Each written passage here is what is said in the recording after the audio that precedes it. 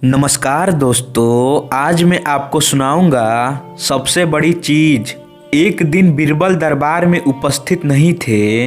ऐसे में बीरबल से जलने वाले सभी सभासद बीरबल के खिलाफ अकबर के कान भर रहे थे। अक्सर ऐसा ही होता था, जब भी बीरबल दरबार में उपस्थित नहीं होते थे तभी दरबारियों को मौका मिल जाता था।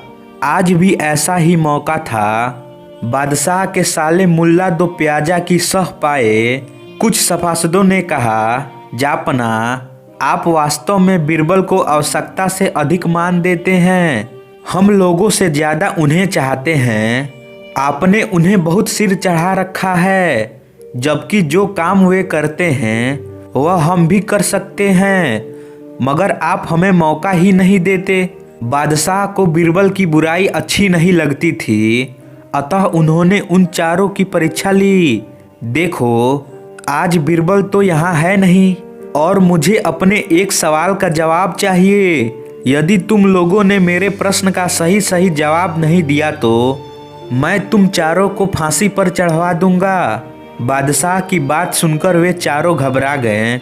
उनमें से एक ने हिम्मत करके कहा, प्रश्न बताइए बादशाह सलामत, संसार में सबसे बड़ी चीज क्या है?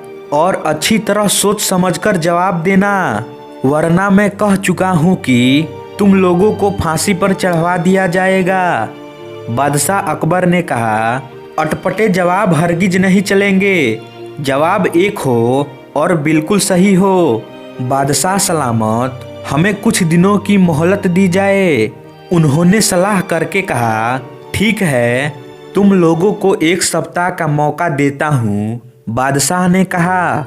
चारों दरबारी चले गए और दरबार से बाहर आकर सोचने लगे कि सबसे बड़ी चीज क्या हो सकती है। एक दरबारी बोला, मेरी राय में तो अल्लाह से बड़ा कोई नहीं है। अल्लाह कोई चीज नहीं है। कोई दूसरा उत्तर सोचो। दूसरा बोला, सबसे बड़ी चीज है भूख, जो आदमी से कुछ भी करवा देती है। तीसरे ने कहा, नहीं नहीं, भूख भी बर्दाश्त की जा सकती है। फिर क्या है सबसे बड़ी चीज? 6 दिन बीत गए लेकिन उन्हें कोई उत्तर नहीं सूझा।